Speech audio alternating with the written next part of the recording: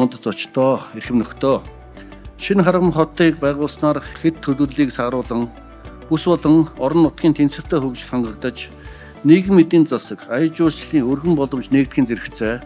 Монголчууд бид түүхэн өвс боломжлоо сэргэн үндэсний бахархал, өвс соёл, үнэт зүйлээ баттган бэхжүүлэх юм аа.